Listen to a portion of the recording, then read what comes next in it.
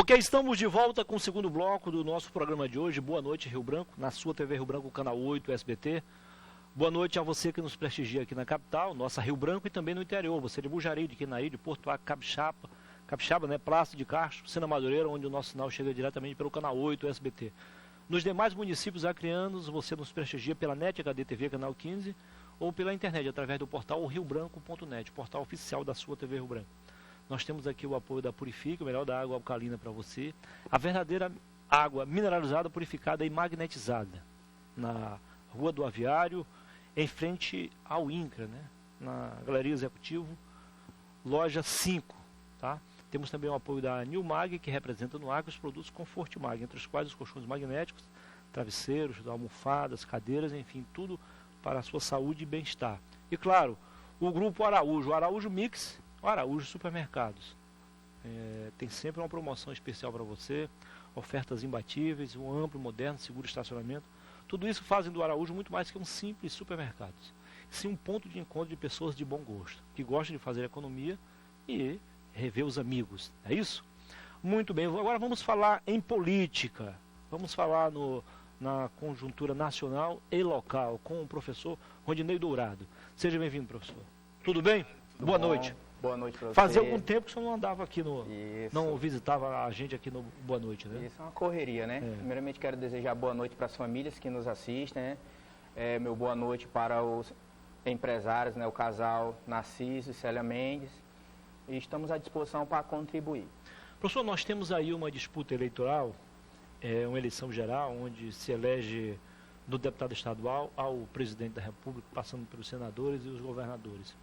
E a gente vê claramente posto aí dois debates, de um lado os que defendem o capitalismo, outros os que defendem ainda o socialismo. No plano nacional, como o senhor acha que vai ser essa disputa esse ano? Essa disputa ela tem uma peculiaridade, né, que é um diferencial, mas em ambos os lados eles vão tentar criar novas estratégias, tendo em vista que a própria sociedade ela vai estar repugnando aquelas campanhas que têm grandes estruturas, né, que demonstram um poderio econômico. Mais uma vez vem ao centro do debate as propostas, né, as novas alternativas, alternância de poder não somente econômica também, viabilidade, e isso respinga também no estado do Acre, né? Acredito que é um consenso pela nação brasileira, tendo em vista que nós estamos vindo aí de impeachments, né, de manifestações sociais, de representações de classe através dos caminhoneiros que não aguentam mais a carga tributária, que é esmagadora. Isso já é indiscutível, é preciso reformular novamente. É lógico que quando se corta de um lado é preciso aparar a aresta de outro lado com um certo olhar, um certo cuidado, né? Veja bem que houve essas manifestações dos caminhoneiros, eles obtiveram parcialmente resposta, mas, por um outro lado, a equipe econômica do governo federal teve que fazer alguns cortes em outras áreas também e acabou, de certa forma, prejudicando diretamente, né? Então, tem que ter muito cuidado com o que vai se manifestar, com o que vai reivindicar.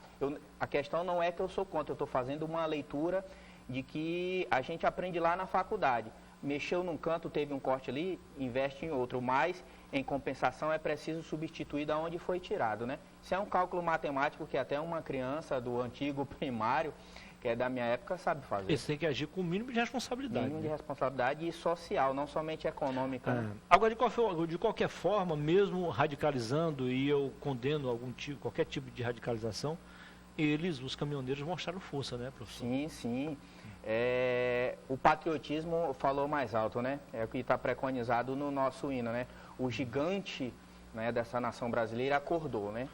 Acordou tardiamente, Muniz? Nós não sabemos precisar ainda sobre estudos econômicos, né? E nem de impactos sociais. Mas foi um fator importantíssimo e que acabou motivando diretamente, eu não vou nem dizer indiretamente, mas diretamente outras classes sociais, né? Sim, claro. Como a dos professores universitários, que tem salário defasado, como pessoal de apoio, pessoal do INCRA, pessoal da FUNASA, né, de todas as categorias do governo federal e da própria União, né? O problema, professor, é que nós estamos aí, além dessa batalha lá em cima, e às vezes embaixo também com os pré-candidatos, nós temos também jogo de interesses da população, do cidadão comum. Todos defendem um país forte, um país que seja capaz de voltar a gerar emprego, que se livre da inflação, que obtenha os melhores indicadores econômicos e sociais, mas ninguém quer abrir mão dos seus interesses. Cada categoria, o que é normal, né? O que é normal. O pessoal do Bolsa Família não quer perder nenhum centavo do direito deles, os empresários não querem perder mais do que já estão perdendo, o trabalhador quer o emprego de volta, os banqueiros querem lucrar. Correto. Enfim, fez ninguém você, abre mão, né? Fez bem você então é o seguinte, como é que nós vamos chegar chegar ao denominador? Como se ninguém abre mão, ninguém cede nada, 1 milímetro. Esse termo é ótimo e propício você colocar aqui, e para quem está nos assistindo, questão dos interesses pessoais. Isso. Né?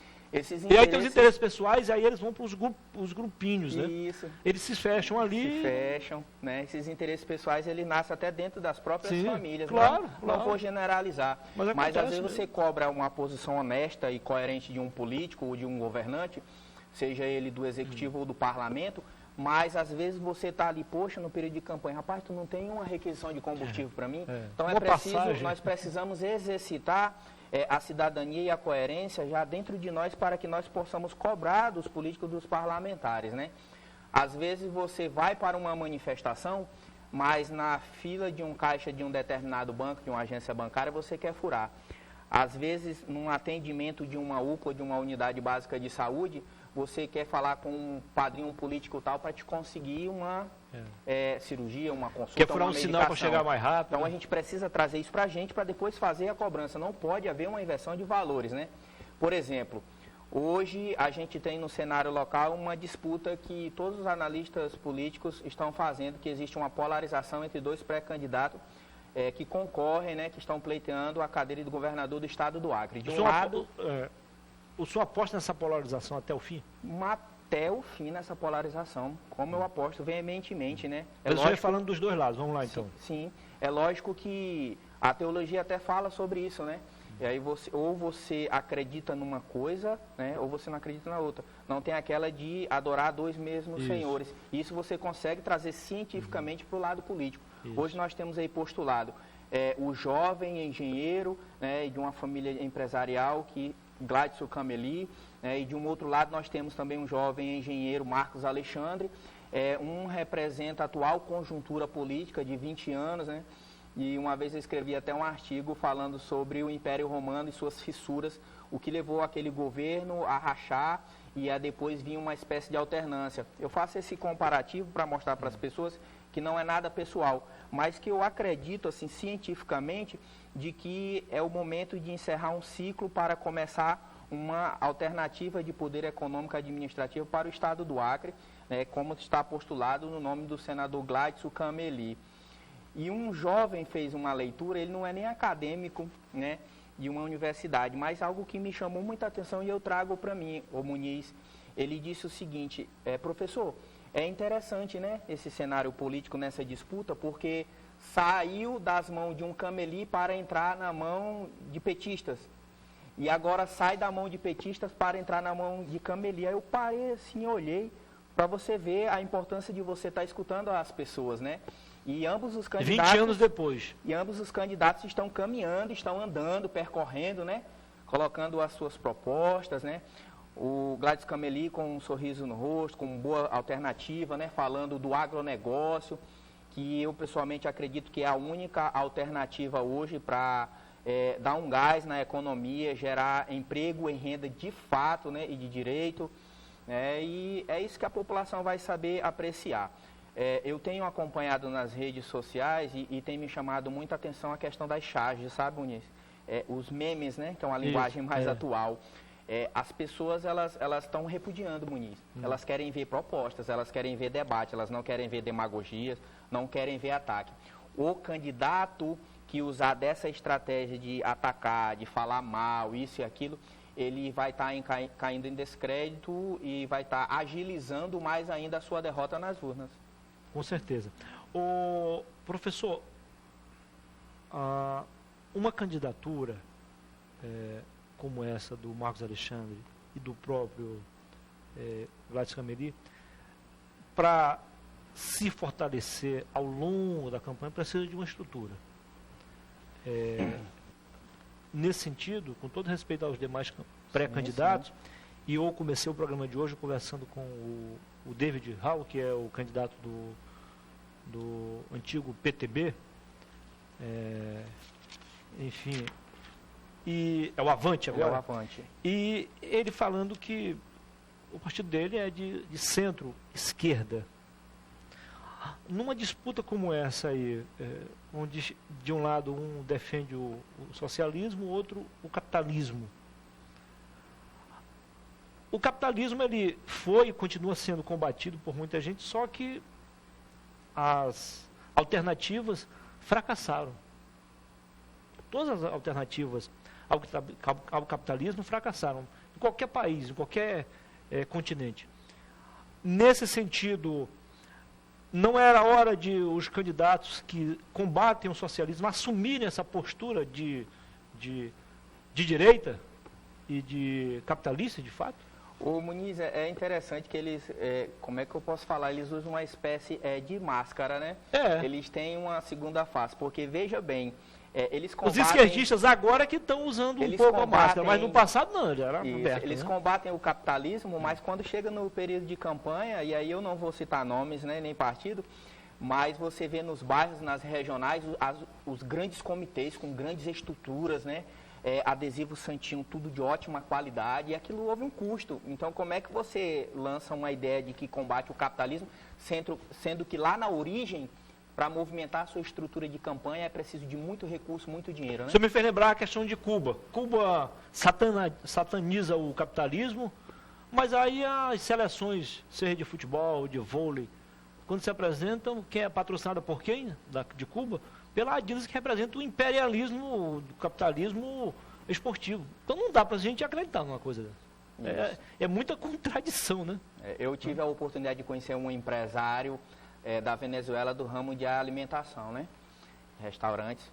E eu conversando com ele, ele disse, não, porque o capitalismo, o socialismo, ele parou, aí olhou assim para mim, como é teu nome, jovem? Ele é brasileiro, mas um sotaque ainda de espanhol. Aí eu falei, né, me apresentei, ele, deixa eu te falar uma coisa. Aí ele olhou para minha sandália, né? Disse assim, tu sabia que a tua sandália, ela é de origem americana? Aí olhou para minha camisa, a marca da tua camisa é assim, assim, assado. Eu disse, olha, hoje o capitalismo, ele é a única fonte de alternativa para o desenvolvimento de uma nação. E um cara muito estudado, muito, sabe? E ele me falando das perseguições dele na Venezuela, aquelas grandes manifestações, ele escondidamente lá nos porões, ele pegava refeições e dava para os manifestantes. Mas se descobrissem que ele estava dando alimentação, eu mandava fechar, com o risco até de matarem ele, né? Mas enfim, hoje a gente vive uma espécie de democracia e uma espécie de socialismo. Aí tu deve perguntar, mas como é que funciona isso? A democracia ela é interessante para a esquerda e para a direita determinado alcance de socialismo. Como é que a gente consegue entender isso? A gente está postulado no nosso cenário, né? Aquele que é ligado ao partido A, ele tem certos privilégios. Aquele que é ligado ao partido B, ele sofre espécies de retaliações. Muniz, constantemente eu recebo na caixa postal do meu Facebook, através das redes sociais, currículo, né? E eu não sou empresário, no cenário eu não sou ninguém. As pessoas pedindo emprego e tal, mas aquilo me comove, né? Elas veem nas postagens da gente, assim, um cunho de desenvolvimento e crescimento para o Estado e querem participar, né, de uma certa forma, né? E a gente fica de mãos atadas, porque não existe milagre se você não mexer na carga tributária. A gente tem uma internet de má qualidade, a nossa energia elétrica cai constantemente, você sabe disso, né? Quantos equipamentos já não foram trocados aqui no estúdio, caríssimo. Então não tem como você trazer indústrias, as empresas para o Estado se você não der os incentivos. Não existe outro discurso, se não for a partir daí, independentemente de ser partido A ou B. Não existe outra fórmula mágica. E quem for assumir o governo do Estado A, que está popularizando por aí de que o futuro governante deve pegar um pepino grande, né? Um grande abacaxi também para descascar aí. Mas existem alternativas que dá para governar assim. Primeiramente, assim, no meu ponto de vista científico, o novo governante já vai ter que chegar cortando no mínimo 30% ou mais dos cargos comissionados. Tem demais na sua opinião? Enxugar demais, tem que enxugar a máquina administrativa, reduzir o número de secretarias, certo? Eu entendo que essas secretarias especiais, elas têm que funcionar de fato e de direito como políticas transversais dentro de outras secretarias.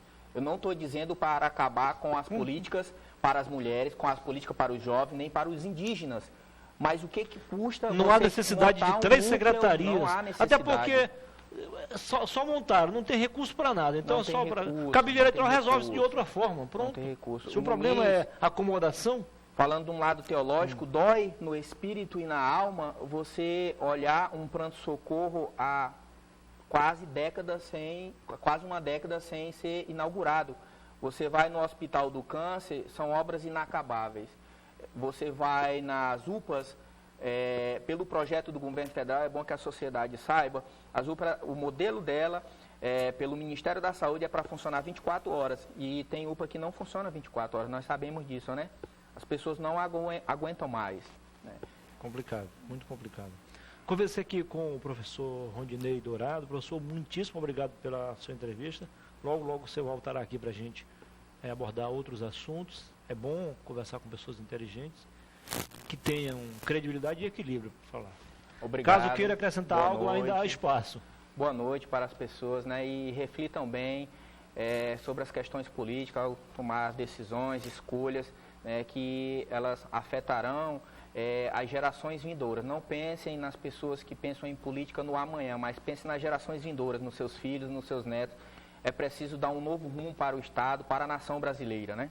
E o meu boa noite e fiquem com Deus. Boa noite a Rosineide Dourado. Isso, está me acompanhando. Sua irmã, que está aqui com a gente no estúdio. Muito obrigado também pela presença. Depois do intervalo, em 2 minutos, eu volto para conversar com o empresário Marcelo Lima.